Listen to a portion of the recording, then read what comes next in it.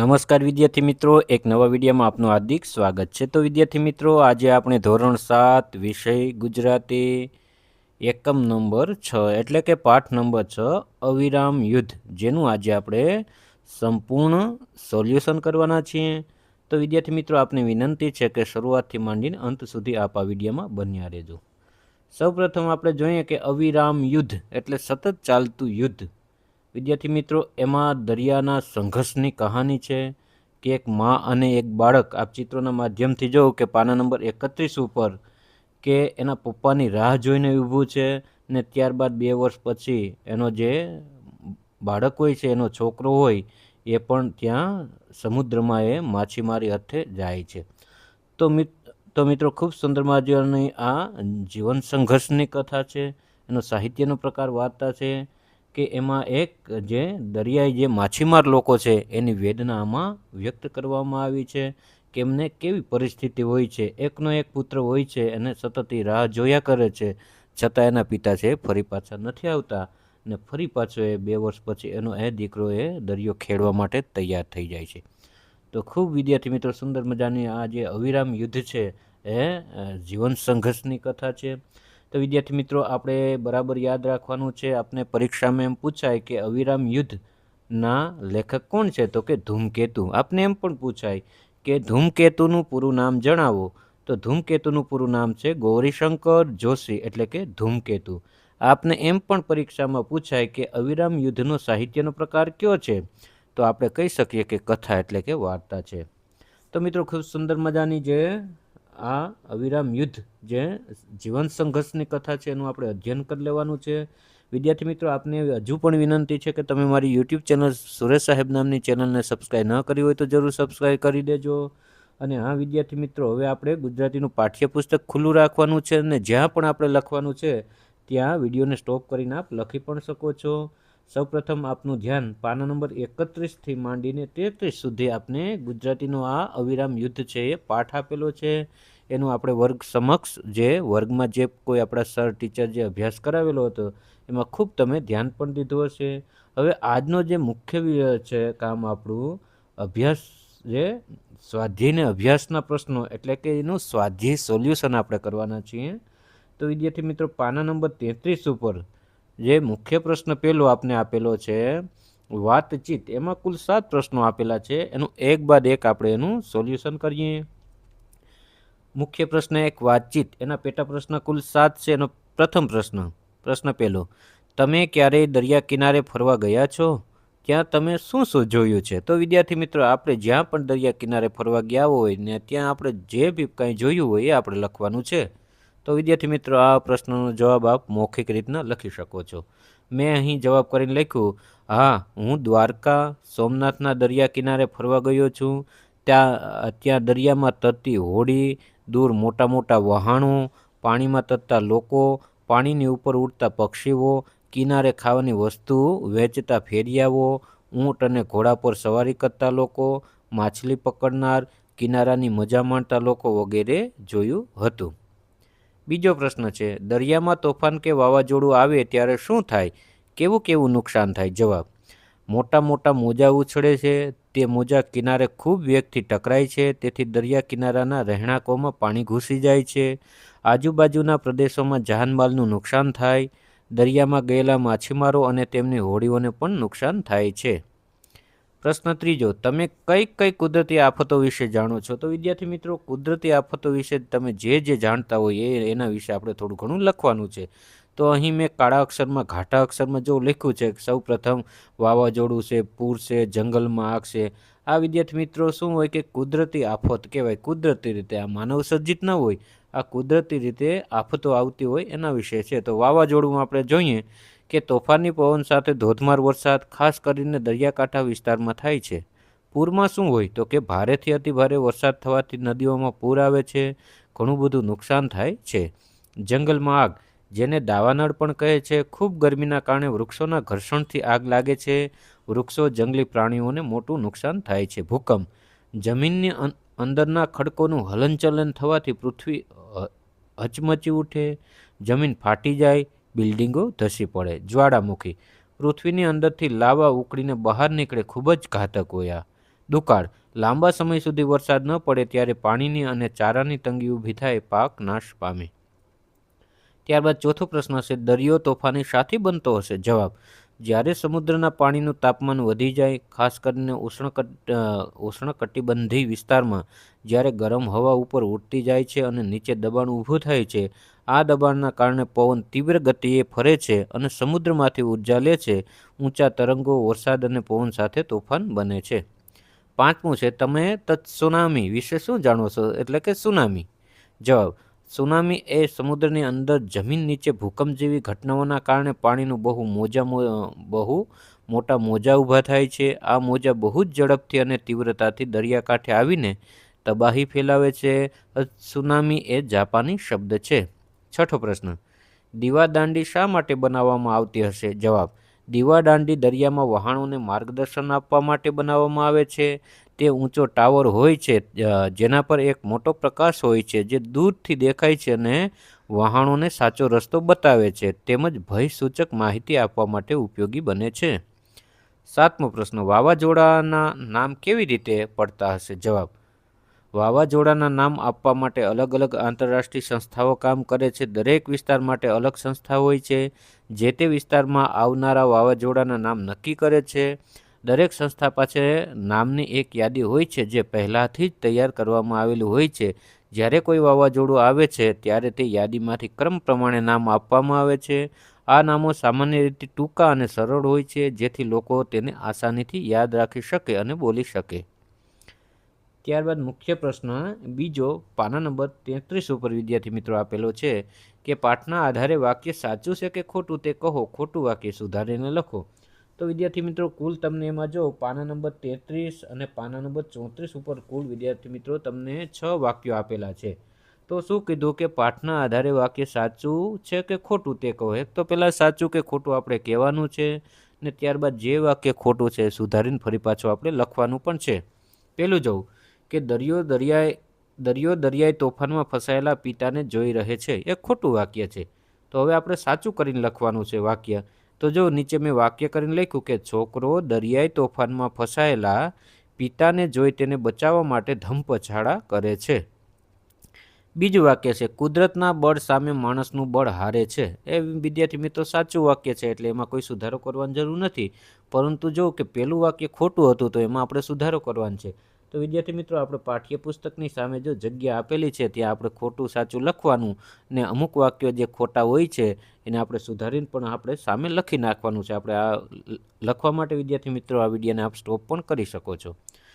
ત્યારબાદ બીજું છે કે કુદરતના બળ સામે માણસનું બળ હારે છે, એ સાચું છે એટલે એમાં વિદ્યાર્થી મિત્રો ખાલી સાચું લખી નાખવાનું છે, કોઈ એમાં સુધારો કરવાની જરૂર નથી. ત્રીજું છે, દરિયાઈ તોફાનથી બચવા માછીમાર ખૂબ પ્રયત્ન કરે છે, એ પણ સાચું છે. ચોથું વાક્ય, કુદરતના બળથી હોડી અને માણસ બંને અલગ થઈ જાય છે, એ સાચું વાક્ય છે. ત્યારબાદ પાંચમું વાક્ય છે કે બાપના મોતનું વેર વાળવા છોકરો હોડકું લઈને દરિયામાં જાય છે, એ વિદ્યાર્થી મિત્ર ખોટું વાક્ય છે. તો આપણે એને સુધારીને આપણે લખવું પડે. તો જો મેં અહીં લખ્યું છે સુધારીને કે છોકરો બાપદાદાના ધંધાને જાળવી રાખવા માટે હોડકું લઈને દરિયામાં જાય છે. ત્યારબાદ વિદ્યાર્થી મિત્રો ક્ષમા ચાહું છું કે છઠ્ઠું વાક્ય પણ આપના પાઠ્યપુસ્તકમાં પાના નંબર 34 ઉપર આપેલું છે પણ હું અહીં લખતા ભૂલી ગયો છું.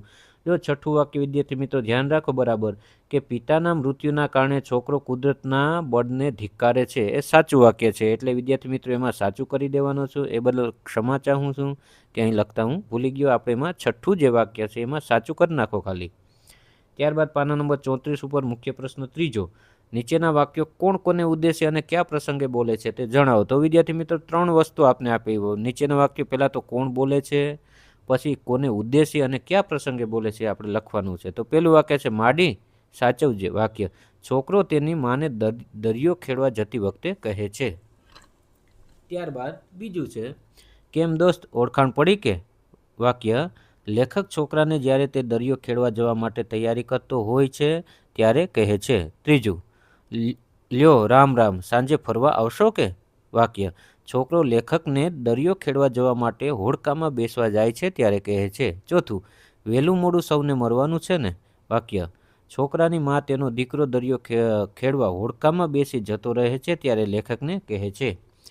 ત્યારબાદ વિદ્યાર્થી મિત્રો પાના નંબર 34 ઉપર જો મુખ્ય પ્રશ્ન ચોથો, આપેલા શબ્દ જૂથને લાગુ પડતા અ અને બ વિભાગમાં વહેંચો. જોડી કાર્ય વિદ્યાર્થી મિત્રો આપણે એમાં કરવાનું છે.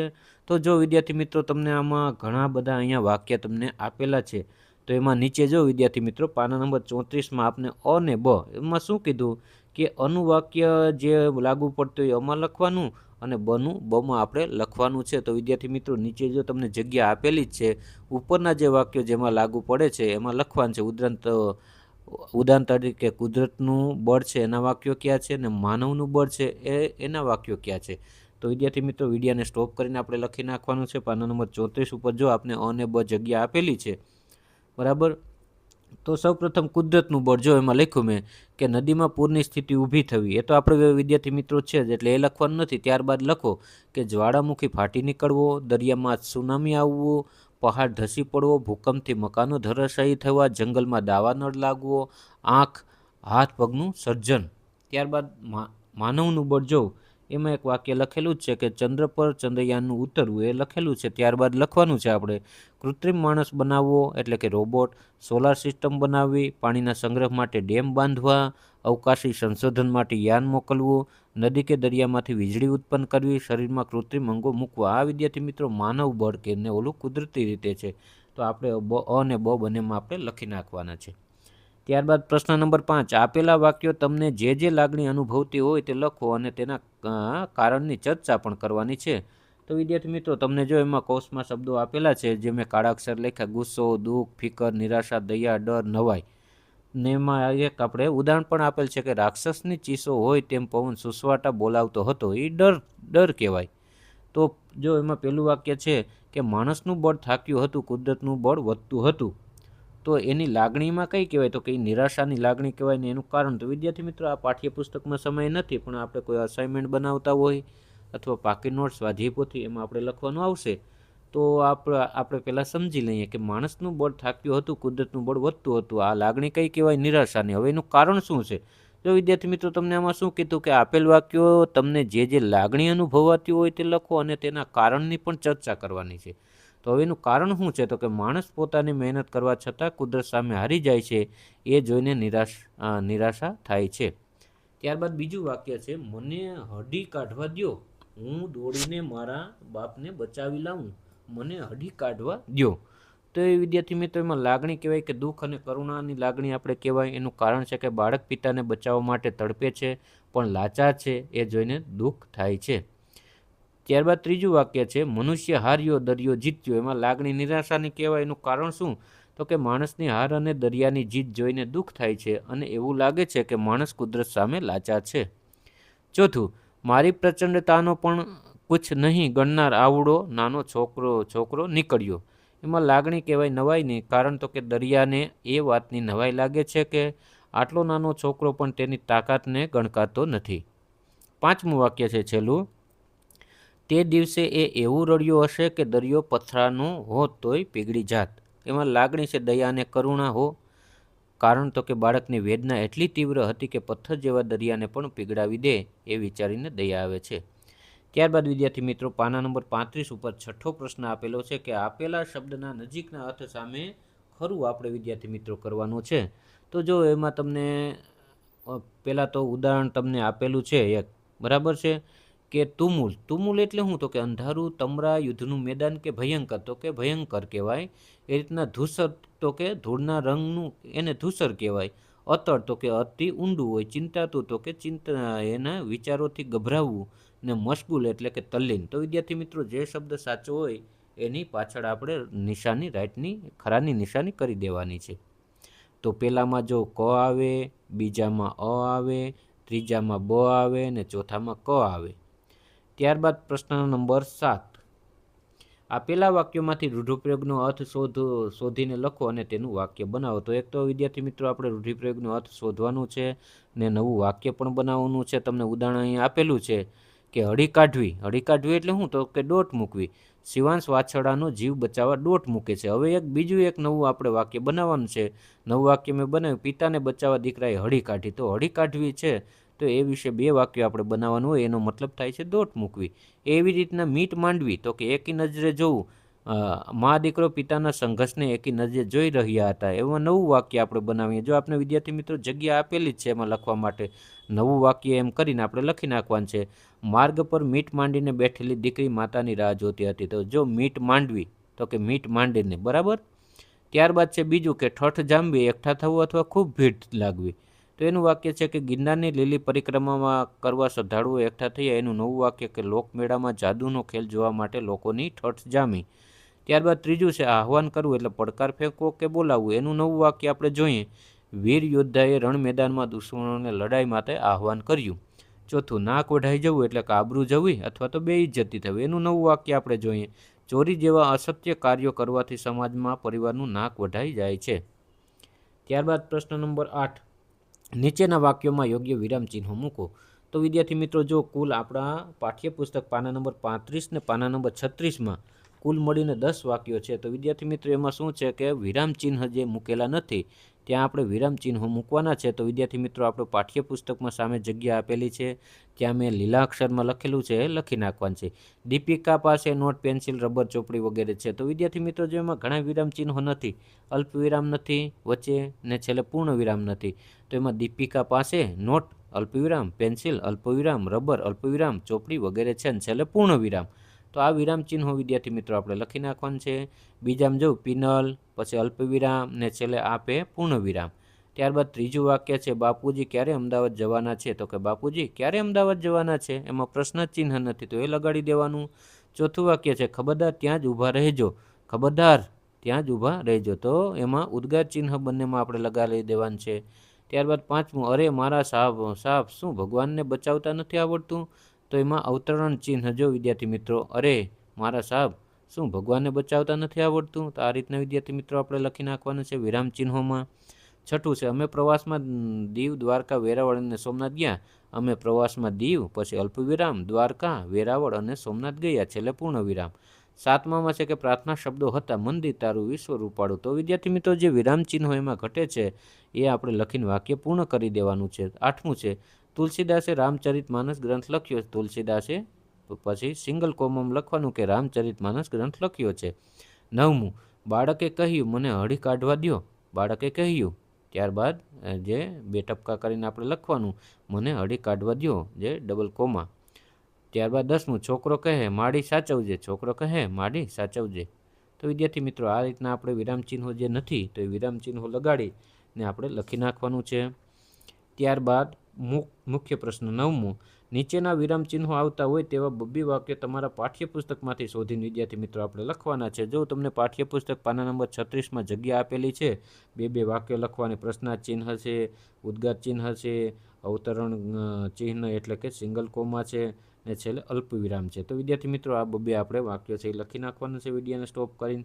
પહેલું છે કે ગિરનારની લીલી પરિક્રમા કરવા શ્રદ્ધાળુઓ એકઠા થયા. જો એમાં પ્રશ્ન ચિહ્ન છે, બાપુ ક્યારે અમદાવાદ જવાના છે. ત્યારબાદ જે ઉદ્ગાર ચિહ્ન છે, આશ્ચર્ય ચિહ્ન છે, એમાં જો અરે મારા આપ્તજનોમાં અડધાને નહીં જ મરવા દેવાય નહીં, વાહ કેટલું સુંદર દ્રશ્ય છે. ત્યારબાદ અવતરણ ચિહ્ન સિંગલ કોમામાં જો તુલસીદાસે રામચરિતમાનસ ગ્રંથ લખ્યો છે. પ્રાર્થનાના શબ્દો હતા મંદિર તારું, રુચિર રૂપાળું. ત્યારબાદ સિંગલ કોમામાં જો કે કમ્પ્યુટર માટે નોટ, પેન્સિલ, રબર, ચોપડી વગેરે છે. શીતલ પાણી લઈને અમને આપ. તો વિદ્યાર્થી મિત્રો આ રીતના આપણે લખી નાખવાના છે વિડીયોને સ્ટોપ કરીને.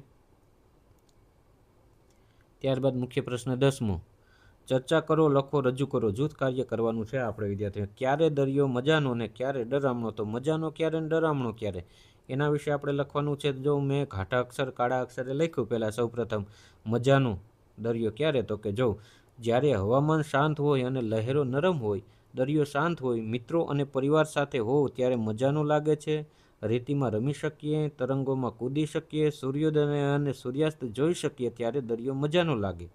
હવે ડરામણો ક્યારે લાગે, તો કે દરિયો તોફાની હોય, વાવાઝોડું હોય અને આકાશ કાળું હોય, મોટા મોજા અને જોરદાર પવન સુનામી આવી હોય ત્યારે ડરામણો લાગે. બીજો પ્રશ્ન છે, જો તમને દરિયા કિનારે જવા મળે તો. જવાબ, જો મને દરિયા કિનારે જવાની તક મળે તો હું ખૂબ જ ઉત્સાહિત થઈ જાઉં. સવાર અને સાંજે ફરવા જઈશ, ઊંટ અને ઘોડા સવારી કરીશ, તેના પાણીમાં નાહવાની મજા લઈશ, તેની રેતીના કિલ્લા બનાવીશ, છીપલા અને પથ્થરો ભેગા કરીશ, દરિયામાં તરીશ, મિત્રો સાથે રમીશ, તાજી હવા શ્વાસમાં લઈશ અને સૂર્યાસ્ત જોઈશ. તો વિદ્યાર્થી મિત્રો આ 10 સુધીના પ્રશ્નો છેલ્લે 11મો મુખ્ય પ્રશ્નો એ પહેલાં વિદ્યાર્થી મિત્રો આપને વિનંતી છે કે તમે હજી પણ મારી યુટ્યુબ ચેનલ સુરેશ સાહેબ નામની આ ચેનલને સબસ્ક્રાઈબ ન કરી હોય તો પ્લીઝ જરૂર સબસ્ક્રાઈબ કરી દો, કેમ કે વિદ્યાર્થી મિત્રો આ ચેનલ ઉપર હું ધોરણ 4થી માંડીને 12 ધોરણ સુધીના ભાષાના તમામ વિડીયો મૂકું છું, ચાહે ગુજરાતી હોય, હિન્દી હોય, સંસ્કૃત હોય, કોઈ પાઠની સમજૂતી હોય, કવિતાની સમજૂતી હોય, સ્વાધ્યાયના પ્રશ્નોના ઉત્તર હોય, અભ્યાસના પ્રશ્નોનો ઉત્તર હોય કે સ્વ અધ્યયન પોથી સોલ્યુશન, એ તમામ પ્રકારના વિડીયો વિદ્યાર્થી મિત્રો આ ચેનલ ઉપર હું મૂકું છું, તો જરૂર મને સબસ્ક્રાઈબ કરી દેજો।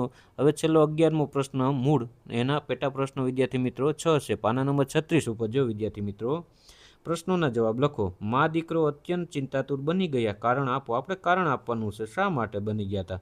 જવાબ, મા દીકરો એટલા માટે ચિંતાતુર હતા કારણ કે છોકરાના પિતા સાગરખેડુ હતા। તેઓ પોતાની હોડી લઈને દરિયામાં ગયા હતા। દરિયામાં તોફાન હતું અને તેમના પિતા હજુ સુધી ઘરે પાછા ફર્યા ન હતા। તેઓને ડર હતો કે કદાચ તેમના પિતા તોફાનમાં ફસાઈ ગયા હશે। બંને મા દીકરો તેમના પાછા ફરવાની રાહ જોઈ રહ્યા હતા। ત્યાં જ બંનેને તેમની હોડી દરિયામાં તોફાનમાં ફસાયેલી દેખાઈ। નાનકડી હોડી દરિયાના હિમાલય જેવા ઊંચા મોજામાં ઝૂમી રહી હતી। આ જોઈ મા દીકરો બંને અત્યંત ચિંતાતુર બની ગયા। બીજું છે, છોકરાનો આનંદ કેમ લાંબો સમય ટક્યો નહીં? જવાબ, છોકરો અને તેની માતા તેના પિતાના પરત આવવાની રાહ જોતા દરિયા કિનારે ઊભા હતા। દૂરથી આવતી હોડી જોઈને છોકરો અત્યંત આનંદમાં આવી ગયો હતો। તેના પિતાની હોડી દરિયાના હિમાલય જેવા ઊંચા મોજામાં આલકડોલક થવા લાગી હતી। દરિયો વધારે ને વધારે રૌદ્રરૂપ ધારણ કરતો જતો હતો અને હોડી દરિયાના મોજાની ત્રીજી પછડાટે હોડી અને છોકરાના પિતાને અલગ કરી દીધા। આ જોઈ છોકરાનો આનંદ લાંબો ટક્યો નહીં। ત્રીજું, છોકરાએ હોડી કેમ તૈયાર કરી હશે? જવાબ, છોકરાએ પોતાના બાપદાદાના માછીમારના ધંધાને ટકાવી રાખવા અને આગળ વધારવાના ઈરાદાથી હોડી તૈયાર કરી હશે। ચોથો પ્રશ્ન, પોતાના બાપદાદાનો ધંધો ચાલુ રાખવા અંગેના છોકરાના વિચાર જણાવો। જવાબ, પોતાના બાપદાદાનો ધંધો ચાલુ રાખવા અંગે છોકરો એ વિચારતો હતો કે ભગવાને તેને આ ધંધો સોંપ્યો છે। છોકરાને આ ધંધા પર ગર્વ હતો। બીજો ધંધો સારો આવડતો હોય તો ઠીક, પરંતુ બીકના માર્યા બાપદાદાનો આ ધંધો છોડું તો મારું નાક વઢાઈ જાય, અને જો દરિયાને તોફાન કરતા આવડે છે તો ભગવાનને બચાવતા પણ આવડે જ છે ને। તેના પૂર્વજો દરિયામાં જ મર્યા હતા, તો તે બીકનો માર્યો દરિયામાંથી પાછો પડે તો તેની માનું નામ લાજે। પાંચમો પ્રશ્ન, આ એકમનું અવિરામ યુદ્ધની જગ્યાએ તમારે આપવાનું હોય તો કયું શીર્ષક આપો? શા માટે? જવાબ, જો મારે આ એકમને શીર્ષક આપવાનું હોય તો હું દરિયાનો દીકરો શીર્ષક આપું, કારણ કે આ પાઠ એક એવા છોકરાની વાત કરે છે જે દરિયાને પોતાનો બાપ માને છે અને દરિયા સાથે જોડાયેલ છે। છઠ્ઠો પ્રશ્ન, પાઠના આધારે તોફાની દરિયા વિશે 6-7 વાક્યો લખો। જવાબ, તોફાની દરિયામાં પાણીના ડુંગર જેવા મોટા મોજા આવે છે। આ મોજા ખડકો સાથે અથડાઈને પાણીનો લોટ જેવું બનાવી દે છે। પવન રાક્ષસની જેમ સુસવાટા બોલાવે છે અને મોજા ખડકો સાથે અથડાઈને મોટા અવાજો સાથે પાછા ફરે છે। સાંજ થતાં દરિયો વધારે ભયંકર લાગે છે, જાણે દેવ અને દાનવોનું યુદ્ધ ચાલતું હોય। તેમાં પણ સુનામી જેવી પરિસ્થિતિ વખતે તો દરિયો ડરામણો બની જાય। તો વિદ્યાર્થી મિત્રો, આ હતો આજનો વિડીયો। આ વિડીયો આપને કેવો લાગ્યો? જો વિદ્યાર્થી મિત્રો આ વિડીયો આપને સારો લાગ્યો હોય તો વિડીયોને એક લાઇક કરી દો, સુંદર મજાનું કમેન્ટ કરી દો, અને આ વિદ્યાર્થી મિત્રો હજી પણ તમે મારી આ યુટ્યુબ ચેનલ સુરેશ સાહેબ નામની ચેનલને સબસ્ક્રાઈબ ન કરી હોય તો પ્લીઝ જરૂર સબસ્ક્રાઈબ કરી દો। તો બાય બાય દોસ્તો, મળીએ આગળના વિડીયોમાં। નમસ્કાર।